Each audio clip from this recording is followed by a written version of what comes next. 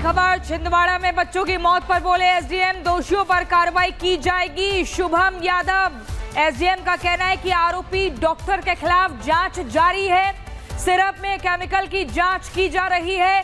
9 मौत kidney fail होने से हुई है। किडनी फेल होने से 9 मौत हुई है। सुनिए आप। एसडीएम परासिया शुभम यादव जी हमारे साथ हैं एक्सक्लूसिव बातचीत के लिए। सर, जो मौत का आंकड़ा है वो बढ़ गया, 9 बच्चों की मौत किडनी फेल होने से हुई है।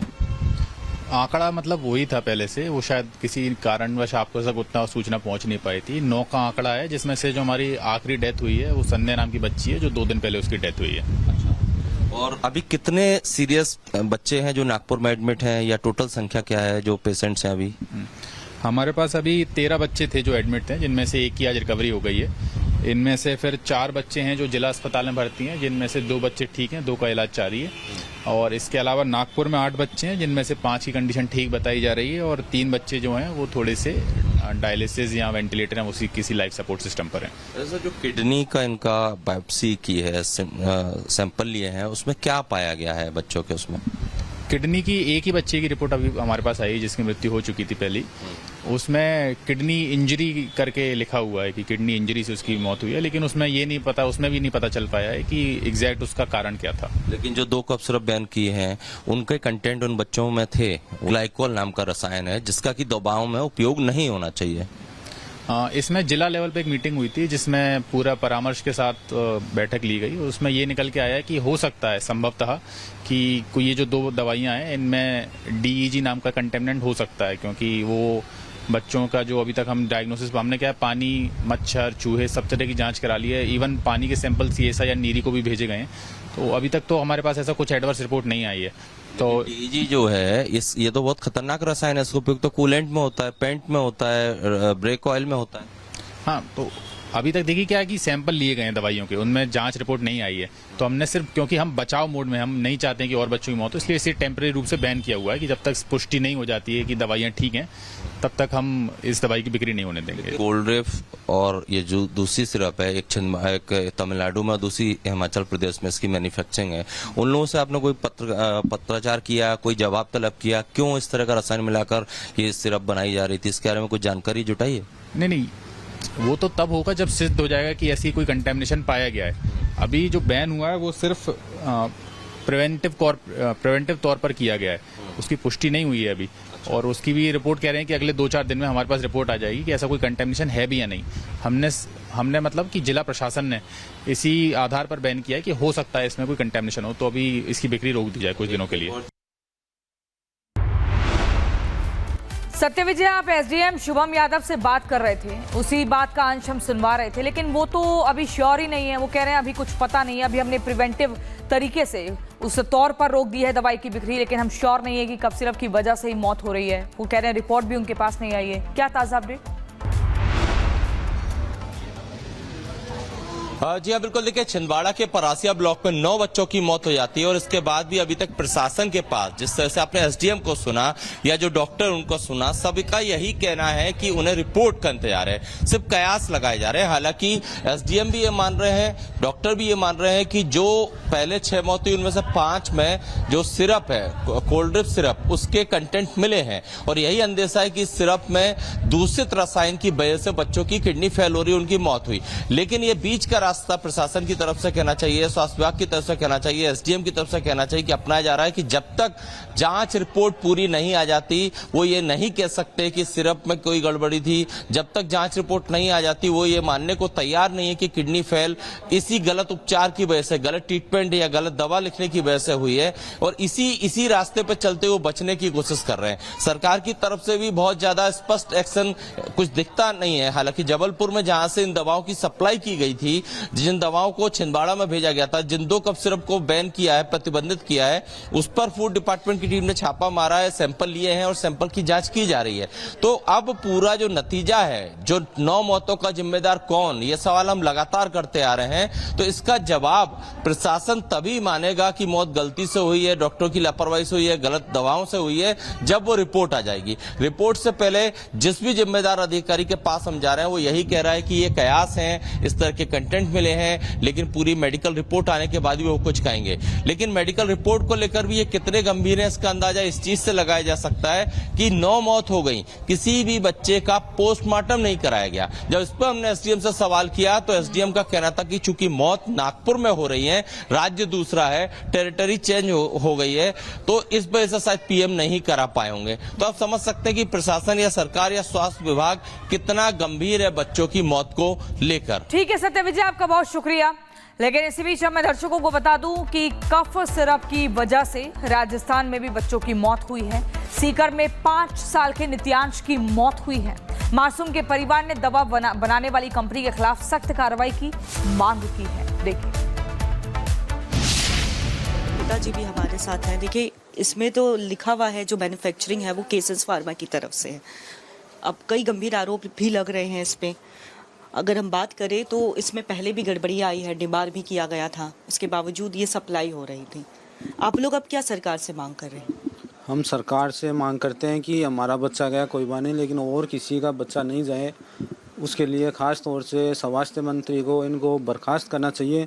मोदी जी बोलते हैं कि हमारे 140 करोड़ मेरी ही जनता है, लेकिन उनको एक्शन लेना चाहिए कि भाई कि आगे किसी के बच्चे की जान नहीं जाए किसी गलत चीज़ वजह से, किसी अधिकारी की लापरवाही से, किसी कंपनी की लापरवाही से। उसका विशेष तौर से ध्यान रखिए। और हमारी कोई मांग नहीं है, कोई सोचते हैं भाई पैसा ले लेंगे, और हमारा कोई मांग नहीं है। हमारा मांग यही है कि किसी दूसरे बच्चे का नुकसान नहीं हो।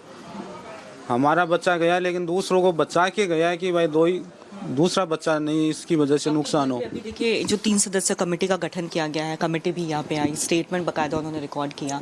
इसके साथ ही अगर हम बात करें तो स्वास्थ्य विभाग एक एक्टिव नज़र आ रहा है, लेकिन उनका ये भी कहना है कि प्रिस्क्रिप्शन में तो उन्होंने ये दवाई लिखी ही नहीं थी। उनका ये कहना है।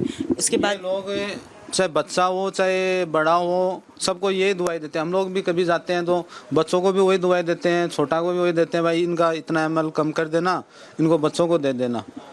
तो उनका तो वो कोई मतलब नहीं है, वो थोड़ी नहीं देखते हैं। वहाँ तो लिखा हुआ रहता है भाई कब सिरप देना है, बुखार का देना है, वो दे देते हैं। नहीं, बच्चों की दवाई अलग से देनी चाहिए भाई, ये बच्चों की दवाई है। कर रहे थे उसी बात का अंश हम सुनवा रहे थे, लेकिन वो तो अभी श्योर ही नहीं है। वो कह रहे हैं अभी कुछ पता नहीं है, अभी हमने प्रिवेंटिव तरीके से उस तौर पर रोक दी है दवाई की बिक्री, लेकिन हम श्योर नहीं है कि कफ सिरप की वजह से ही मौत हो रही है। वो कह रहे हैं रिपोर्ट भी उनके पास नहीं आई है। क्या ताजा अपडेट? जी हाँ, बिल्कुल। देखिए, छिंदवाड़ा के परासिया ब्लॉक में 9 बच्चों की मौत हो जाती है और इसके बाद भी अभी तक प्रशासन के पास, जिस तरह से आपने एसडीएम को सुना या जो डॉक्टर उनको सुना, सबका यही कहना है कि उन्हें रिपोर्ट का इंतजार है, सिर्फ कयास लगाए जा रहे हैं। हालांकि एसडीएम भी ये मान रहे हैं, डॉक्टर भी ये मान रहे हैं कि जो पहले 6 मौत हुई उनमें से 5 में जो सिरप है, कोल्ड ड्रिप सिरप, उसके कंटेंट मिले हैं और यही अंदेशा है कि इस सिरप में दूषित रसायन की वजह से बच्चों की किडनी फेल हो रही, उनकी मौत हुई।